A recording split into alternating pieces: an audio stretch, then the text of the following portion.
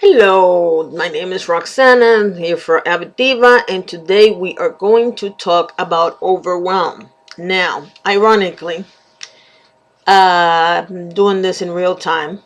I had said from the beginning that I was going to try to be as real time as possible because I wanted you guys to get a sense of what is going on a day-to-day basis. That doesn't mean that there's not going to be times when I film something and then I post it a couple days later, but I'm trying to be as close to real time as possible. This is going out on a Monday, and this Monday is the Monday when I wrote this and when this is happening.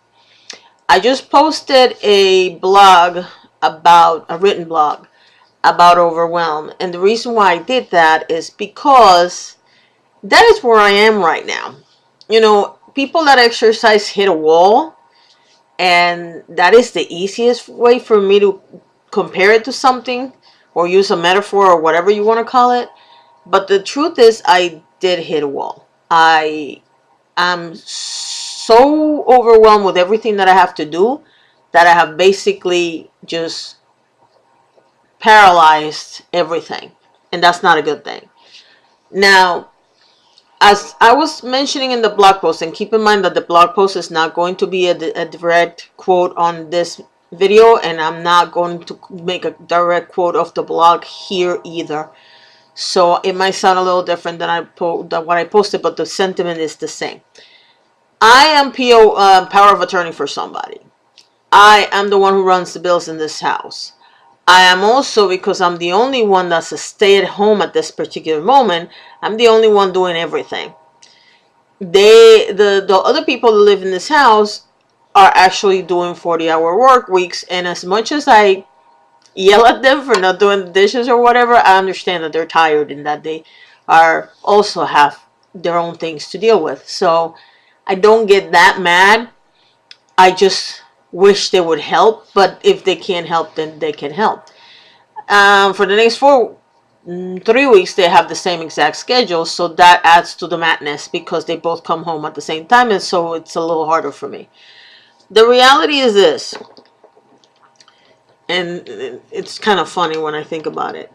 I have my stuff, my family member stuff, the business. I'm also doing fundraising for a couple of events, and just life in general. When you add everything, it's a lot. And if you look at my office right now, I had used the room that used to be for somebody that used to be here. I decided to use that room as an office just to not leave the space empty. And right now this doesn't look like an office, it looks like a storage space. I have so much crap in here, it's not even funny. And it is funny because I gave my dad a plaque when we were young. When my sister and I were young, we gave him a little plaque that said, "A clean desk is a sign of a sick mind."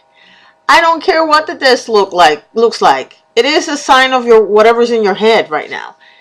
If you're lucky enough to be one of those organized people that has everything in their place, congratulations. I'm not. I am super OCD about certain things.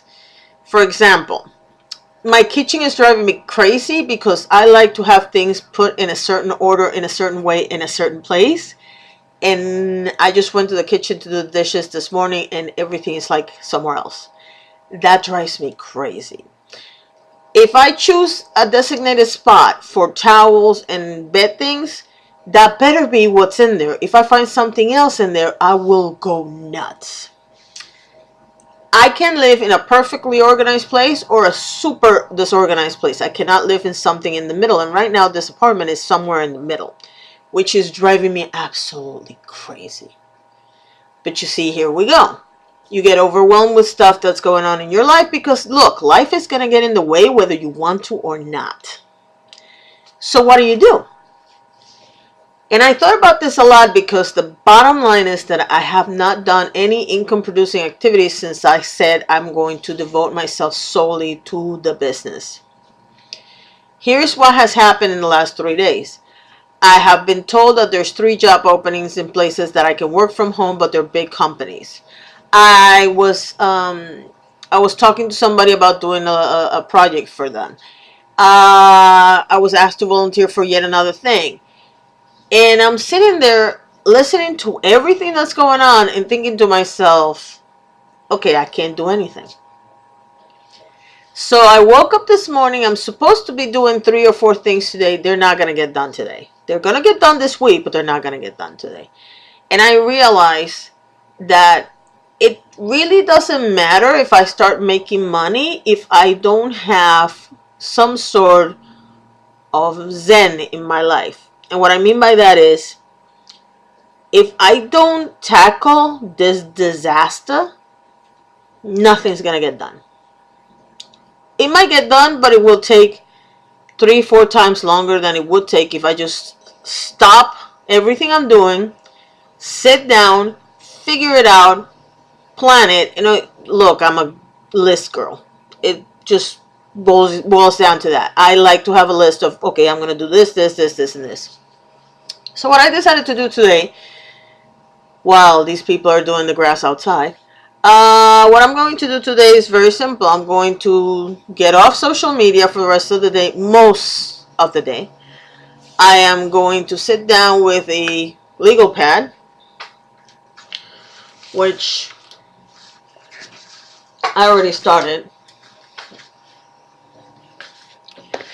It's not a legal pad, but it's a pad. You know what I mean? It's like an empty, all the pages are empty, except for the first one, all the pages are empty. And I'm going to sit down and I'm going to make lists of everything. The courses that I am registered for, the social media platforms, an actual strategy, like I know every day what I'm going to talk about, or every week, separated my week, or whatever I'm going to do. But until I finish the courses I'm taking, this is how I'm going to do it. And the reason why I'm going to do it that way is because I have noticed that every week I start with a really good idea of, oh, I'm going to talk about this week. And then something happens and I don't keep it up. And we go back to that consistency thing I was talking about on the other video. So what I'm going to do is I'm going to sit down, write everything down, do a massive brain dump so I can get it out of my head and into a piece of paper, and then I take that piece of paper out of the notebook, I rip it up, and then I start putting everything on whatever list it has to go to until I have everything that I need to get done. I also obviously have to write down everything that I was going to get done this week. Hopefully that's the first thing that comes out in the brain dump because it's still fresh in my head. The thing about it is this.